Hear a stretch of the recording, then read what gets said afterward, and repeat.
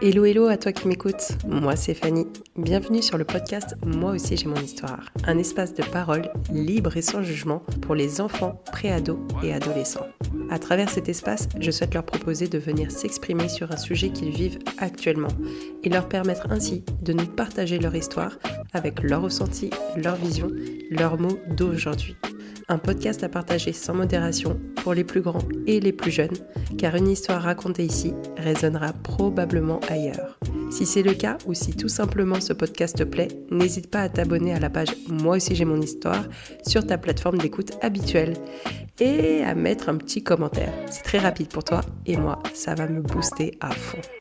Bon allez, il est temps d'écouter l'histoire de notre invité. Let's go!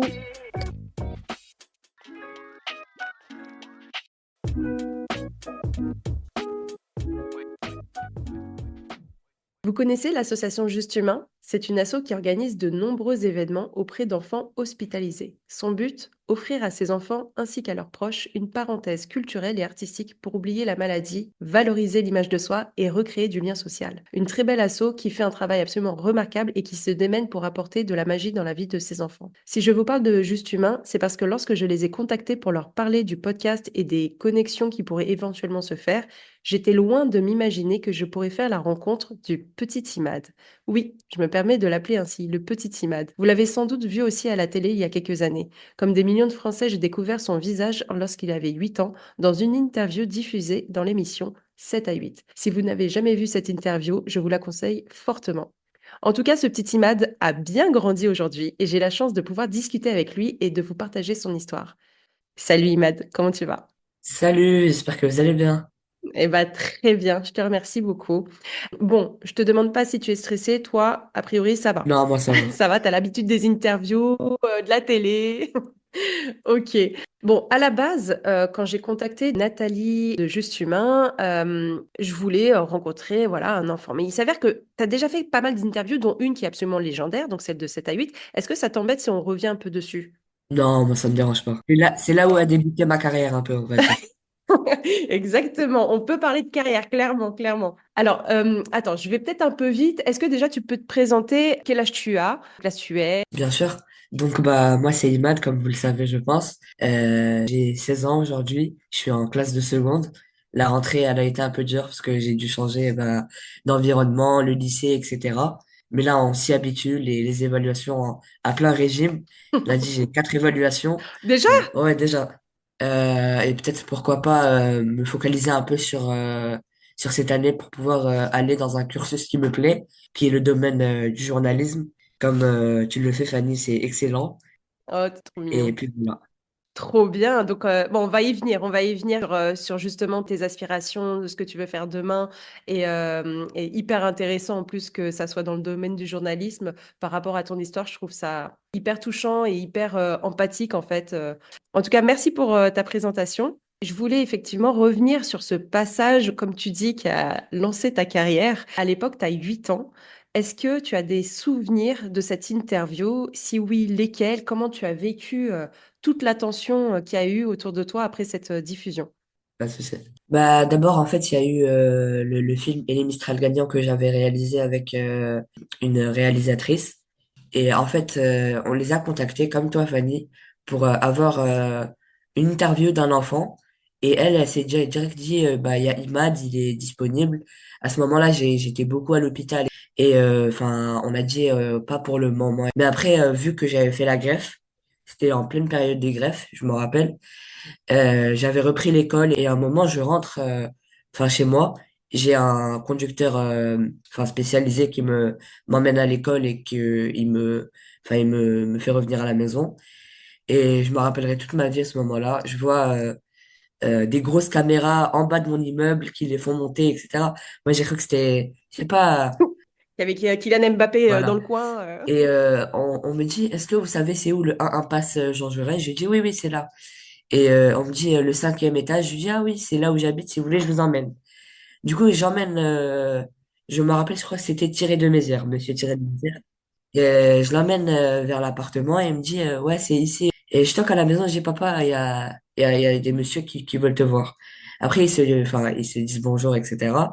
Et il me dit, Imad, vite, vite, va t'habiller. Il y a une petite interview, moi, normal, je m'habille, petite chemise.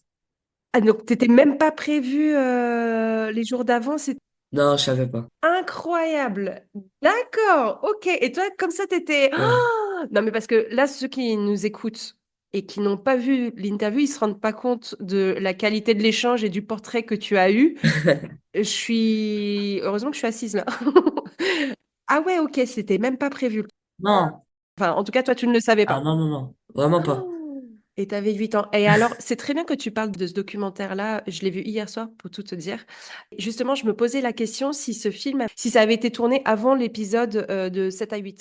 Oui, oui, oui, oui, bien avant. Donc, c'était bien avant. C'était en 2014, 2017 avec TF1, l'interview. Ok. Donc, en gros, tu as participé à ce documentaire absolument oufissime. Franchement, hier, je te jure, j'étais pas prête. Ton père, il m'en avait parlé.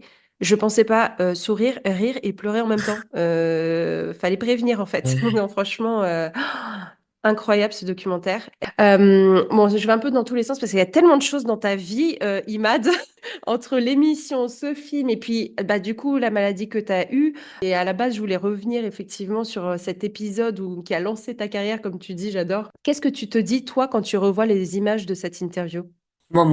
J'étais fier. En fait, petite anecdote encore, il y a que Ouais. des anecdotes dans ce Ouais. podcast. C'est des choses que j'ai jamais dit. Ah, trop bien! J'adore. Aujourd'hui, je vais le dire. Papa, il avait un peu peur, enfin, qu'est-ce que je puisse dire, parce que lui, il ne savait vraiment pas. On les a mis dans ma chambre. Je suis à l'endroit précis de l'interview. J'étais juste là.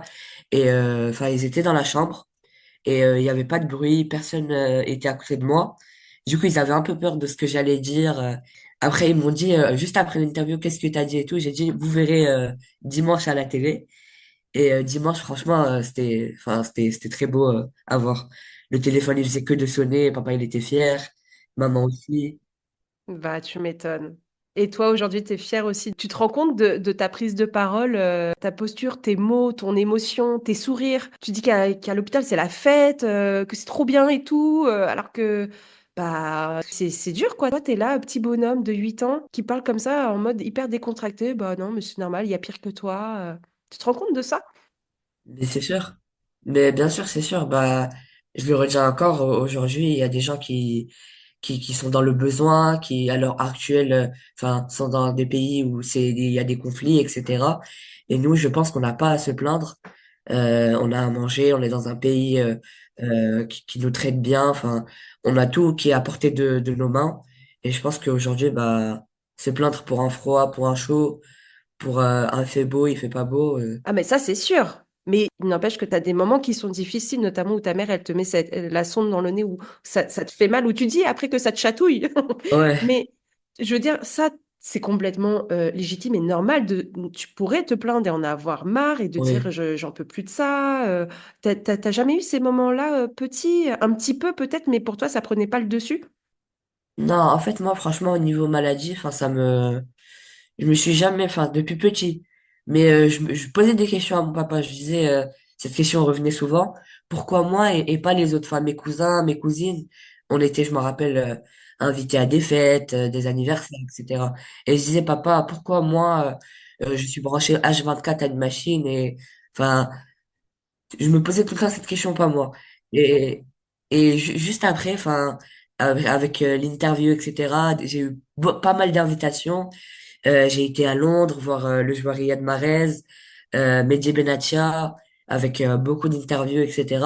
Et il me disait maintenant, pourquoi toi? Non, mais ton père, il est Et excellent. là, je me suis rendu compte que bah, j'avais beaucoup de chance, en En fait. fait, dans ton malheur, entre guillemets, au niveau de la santé, effectivement, tu as vécu une vie vraiment particulière, en tout cas ton enfance, déjà de par ta vie dans les hôpitaux, etc. Mais du coup, grâce à ce portrait qu'il y a eu, tu as eu plein d'opportunités de faire des rencontres aussi avec plein de célébrités, des gens assez exceptionnels. Exactement. Ok, bah, tant mieux en fait qu'il y ait des moments aussi comment dire, de légèreté et de bonheur aussi pour toi, pour tes petits yeux d'enfant à l'époque où tu as 8 ans, 10 ans, et puis tu as grandi comme ça, du coup, parce que j'imagine que les gens aussi peuvent te Exactement. reconnaître dans la rue en disant, ah, c'est le petit Imad. Oui.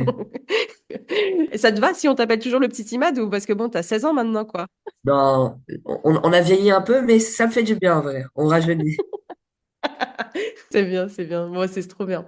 Ok, en tout cas, de parler avec une telle facilité, c'est vraiment un portrait, comme je dis, absolument légendaire. Encore bravo, bravo, bravo, bravo, parce que tu t'en rendais pas compte, toi, de comment tu étais, parce que tu étais complètement innocent dans ta façon de t'exprimer. Tu vois, c'est là où c'est encore plus beau, je trouve. Absolument incroyable. Bon, ok pour ce passage-là qui a lancé ta carrière. Merci, Imad. J'ai fait un condensé en intro de tout ce qui t'est arrivé. J'ai peut-être oublié des petites choses. Typiquement, je crois que tu parlais d'un AVC. Est-ce que tu peux nous raconter Ouais, à quel moment complètement. ça s'est passé? Est-ce que tu as des séquelles encore aujourd'hui? Oui, bien sûr. Bah, tout d'abord, bah, l'AVC, c'était dès mon arrivée ici en France, à l'hôpital Robert Debré. On est venu que avec papa. On a été pris en charge. C'était à l'hôpital Robert Debré. Mhm. Et enfin, je me rappelle de tous les moments un peu, enfin, difficiles. Bah oui. Et oui, j'ai gardé des séquelles. Toute ma main gauche et ma jambe gauche aussi. J'ai de la rééducation, du kiné. Elles sont paralysées? On va dire ça comme ça, mais j'arrive à les bouger. Mais c'est difficile. J'ai beaucoup de rééducation. Ok. Ça te fait mal? Non, pas du tout. Ça fait pas mal. Ok. C'est juste que ça peut être embêtant pour écrire et comme tu dis, tu as besoin aujourd'hui encore de faire de la rééducation. Heureusement, je suis droitier, donc Ah, trop bien. la gauche, ça va. Ça aide, c'est bien, c'est pas mal ça. Ok, Ouais. ok. Est-ce que toi, aujourd'hui, tu as 16 ans, tu as peut-être plus de remarques, mais quand tu as grandi, tu étais dans une école et collège classique. Est-ce que tu as eu des remarques pas sympas? Comment tu vivais en fait le regard des autres? Franchement, tout s'est bien passé. Moi, je redoutais un peu. Enfin, petit, je me demandais est-ce qu'on va me critiquer, C'est est-ce vrai. qu'on va... Et franchement, j'ai été accueilli bras ouverts. Les Mhm. professeurs, toutes les personnes que j'ai connues, enfin, c'était vraiment incroyable. Là, ma sœur, elle est dans la même école que moi, elle est en CM2 et enfin, tout le monde est gentil, etc. Trop bien. Bon, en fait, du coup, tu as grandi comme un petit garçon qui n'avait pas de handicap, qui n'avait pas eu de greffe, tout ça, quoi. Exactement. C'est vraiment trop chouette. C'est vraiment trop bien d'entendre ça. Ça fait du bien. Parce qu'on parle beaucoup quand même de harcèlement. Tu vois, on sait que Oui. tu as des enfants qui sont pas toujours très sympas avec d'autres. Donc, tant mieux que tu pas eu à subir ça. Et cette greffe, alors, parce que c'est quand même une des plus belles journées de votre vie. Et j'inclus évidemment tes parents et ta famille parce que, en plus, c'est pas n'importe qui a donné ce rein. Tu nous racontes un peu? Ah oui, c'est papa. Ouais, ton papa. Exactement. Bah, c'est le plus beau jour de ma vie, je peux le dire aujourd'hui. Ouais, c'est vrai. Et enfin, c'était un moment incroyable. Comment on vous l'annonce? C'est quoi vos réactions? Vous y croyez? Vous y croyez pas? Au début, en fait, moi, je suis venu en France pour juste faire la greffe et bah, retourner en Algérie. Parce que là-bas, il n'y avait pas les moyens pour réaliser cette greffe. On a juste fait le test de compatibilité avec papa. Et dès le début, il s'est dévoué à me donner bah, son rein.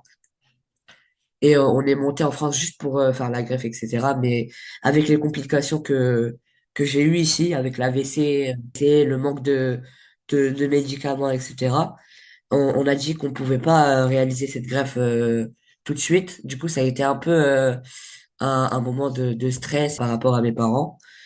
Mais après, enfin, avec beaucoup de rééducation, avec les médecins par rapport à mon cœur, parce que bah, il marchait à 20%. On a dit qu'il devait marcher à 50 pour pouvoir réaliser cette greffe. Et même avec les 50, bah, ce serait risqué, parce que je pouvais laisser bah, ma vie là-bas, dans le bloc opératoire. Du coup, je pense qu'on a attendu environ de 2013 à Ok. 2016. Ouais, donc ouais, vous avez attendu genre 3 ans? Exact, ouais. Ouais, c'est énorme. Bah, j'ai eu de la chance parce qu'il y a des gens à l'heure actuelle que je connais et que je rencontrais dans la salle d'attente, bah, qui attendent encore l'appel pour le don de rein. Donc, C'est incroyable. Vous avez fait les tests et quand vous avez su que c'était compatible, déjà, ça a dû être un soulagement parce que tu te dis, OK, c'est une question de temps, ça va le faire en fait. Exact, ouais. Ok.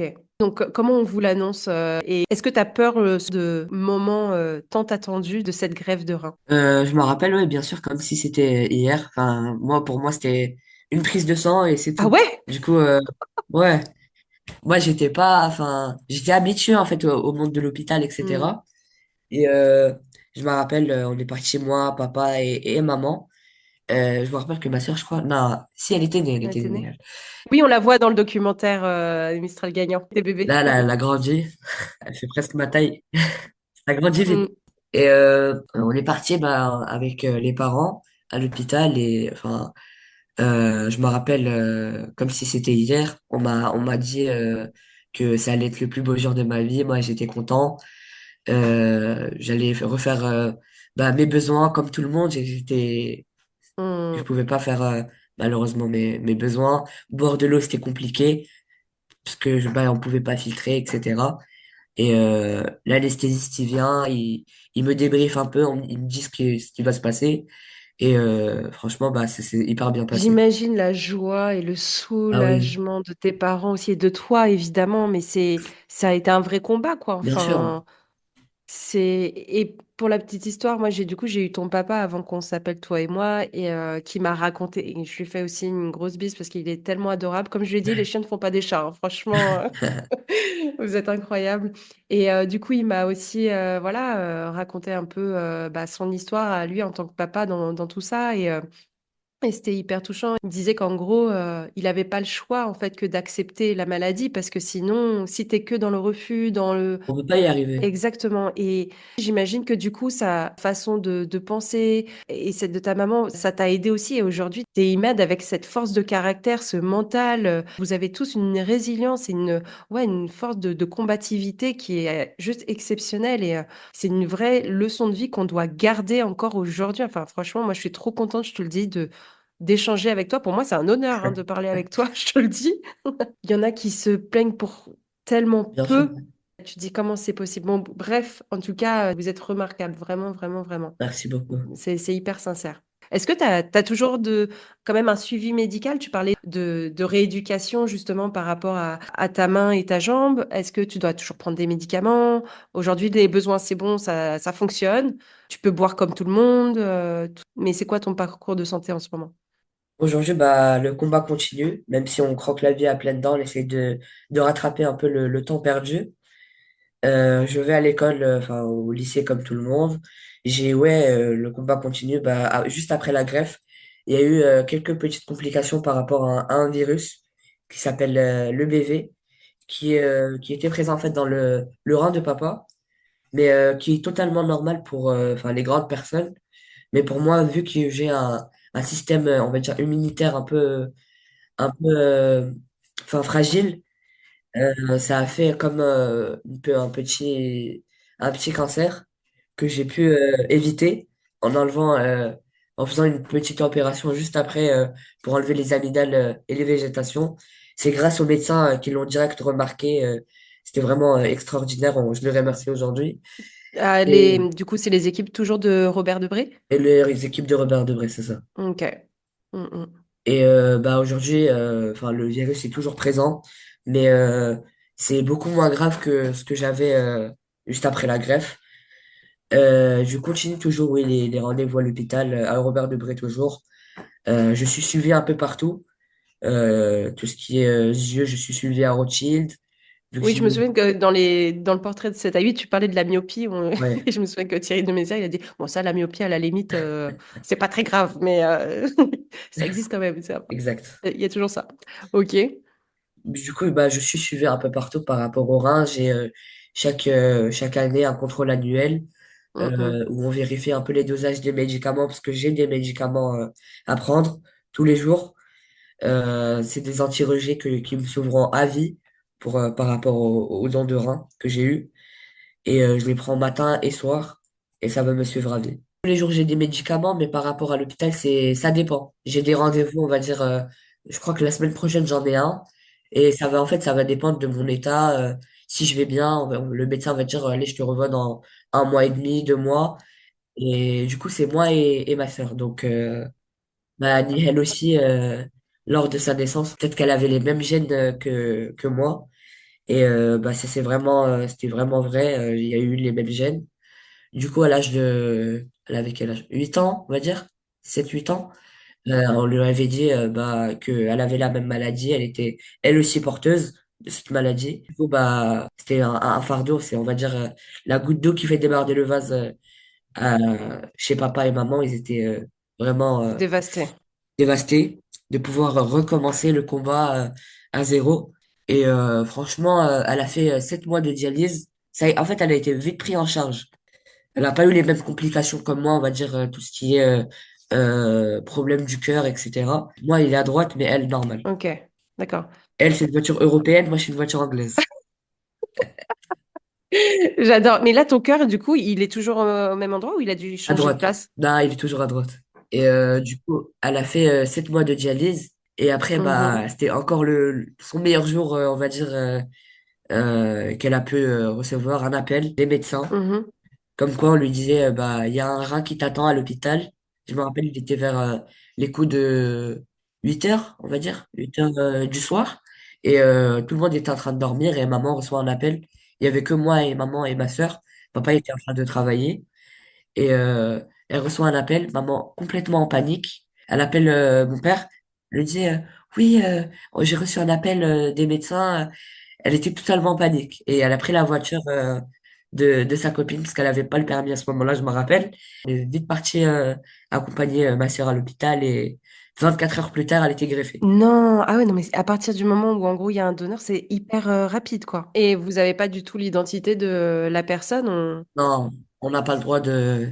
Ok. Franchement, c'était un miracle. Parce que comme je le disais, bah, on peut attendre jusqu'à 5 à 12 ans d'attente pour un don de rein. Et du coup, c'est pareil, elle pouvait pas boire, elle pouvait pas faire ses besoins, enfin, elle a eu les mêmes problèmes que toi, un petit peu à ce niveau-là, si son rein ne fonctionnait pas.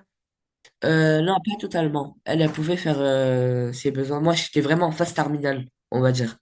Elle, c'était que le début un peu difficile qu'elle a eu, mais elle a vite été prise en charge par les médecins, etc. Ok, ok, ok. Dans ta vie actuelle, donc là, j'ai cru comprendre, et tu l'as dit en intro, que tu voulais être journaliste. Alors pourquoi journaliste? C'est quoi tes rêves, tes projets pour l'avenir? Là, t'es en seconde. Raconte-moi. Bah, tout a commencé bah, avec l'histoire de TF1, avec le film, etc. Et je me suis dit, pourquoi pas le devenir, enfin, après toutes les réactions que j'ai eues, on le verrait bien à la télé, présentateur. Et moi, en fait, ça m'a donné envie.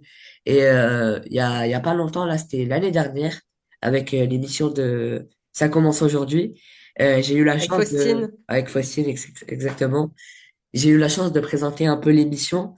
J'ai été reçu avec des enfants extraordinaires aussi qui ont raconté leur combat de tous les jours.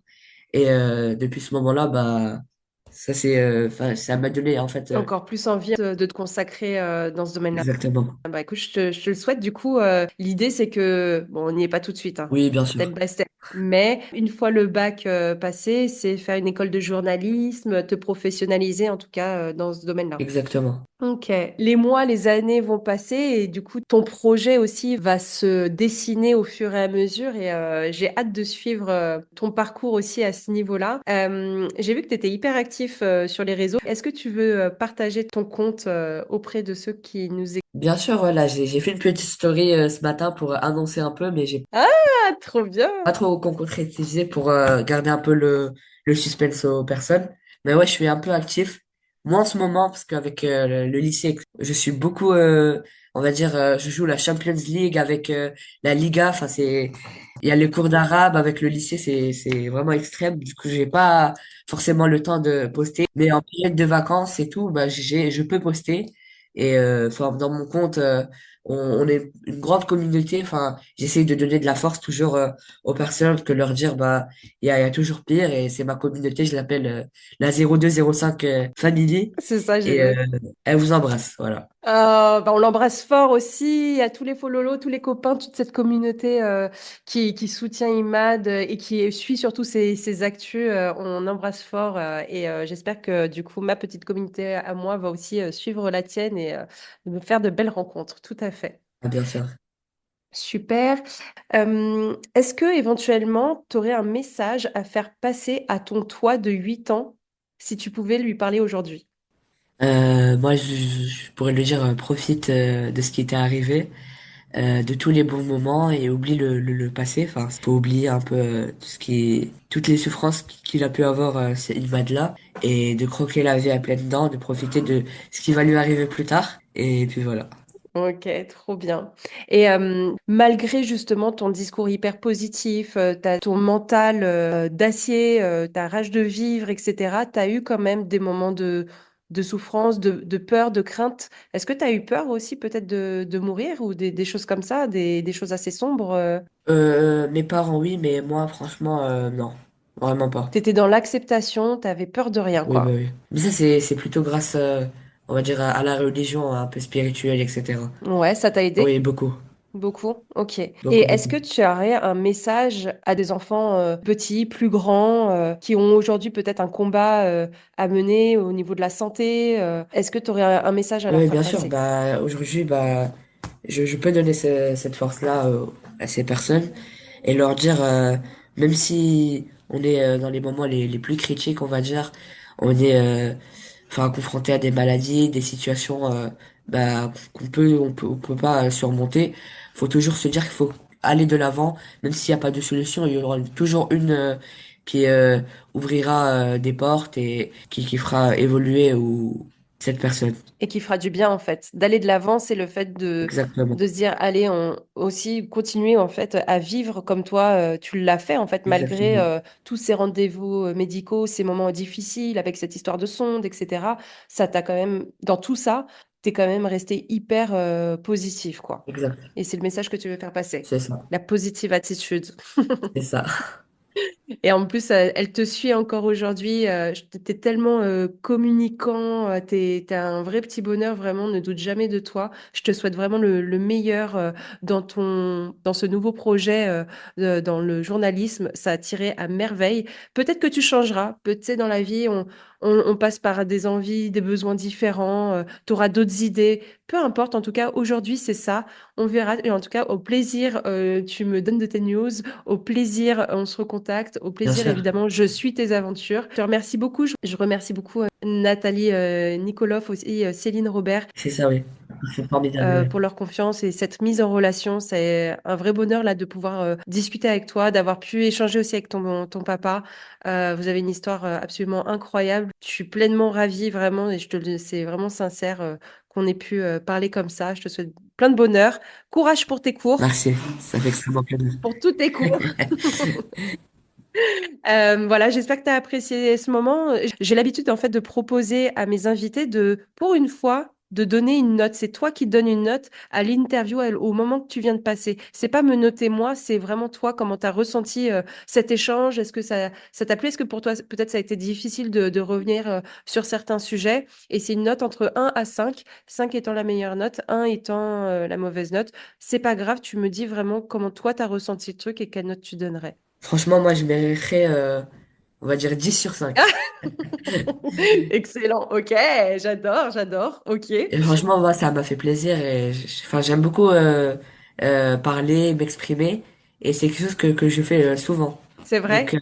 moi, ça m'a pas embêté de revenir en arrière, c'est ce que je fais au quotidien. C'est vrai, ça t'embête pas. Non. Et c'est quoi que t'aimes de parler de ça? Parce que ça pourrait être ok aussi de dire ah, j'en ai marre de répéter toujours la même chose et tout ça. Mais finalement, toi, ton parcours, tu l'assumes, t'en es fier. T'es heureux de pouvoir partager ton expérience de vie aussi, c'est ça? Ah mais bien sûr ouais parce que bah comme je le dis enfin je reçois aujourd'hui des messages de grandes personnes qui me disent oui demain j'ai une opération mais quand je t'entends il y a une dame je me rappelle elle a envoyé un message à papa elle lui a dit j'ai 50 ans et demain je vais me faire opérer et vu que j'ai vu l'émission de votre fils je voulais pas de base je voulais pas y Hmm. aller et dès que je l'ai vu je me suis dit faut dire que tu y allais et foncer quoi. Donc quand je reçois ce genre de message, je me dis ça fait effet et pourquoi pas continuer bien sûr. Ouais, tu adorable. Change rien, ne change rien. On a beaucoup de chance de t'avoir et d'entendre justement tes prises de parole, que tu communiques, justement cette joie de vivre, cette force aussi, de combativité, d'y aller, d'aller de l'avant et que je te dis, tout le monde doit te le dire et peut-être qu'un jour tu en auras marre, mais vraiment c'est hyper sincère. Ne change rien, Imad, ne change absolument rien. Merci beaucoup, ça fait extrêmement plaisir. Je te fais des gros bisous et puis écoute, je te dis à bientôt. Hésite pas à me donner des nouvelles, moi j'en prendrai et puis je te dis à très bientôt. À bientôt, merci beaucoup. Merci beaucoup, Fanny. Allez, à très vite. Et voilà, cet épisode est terminé. J'espère qu'il vous a plu. Merci pour votre écoute. On est sur les tout premiers épisodes du podcast, alors vraiment, n'hésitez pas à me dire ce que vous en pensez, ce que vous souhaiteriez écouter ou mieux comprendre. On va co-construire ce podcast ensemble avec toujours la même ligne directrice, tendre l'oreille auprès de ces petits jeunes fabuleux, même les plus silencieux. Rendez-vous sur ma page Insta, moi aussi j'ai mon histoire pour suivre toutes les actus. Et dernière chose, si vous avez dans votre entourage ou au sein de votre famille un enfant qui souhaiterait nous partager son histoire, contactez-moi directement sur moi aussi j'ai mon histoire @gmail.com. Allez, à bientôt pour une autre histoire. Ciao ciao.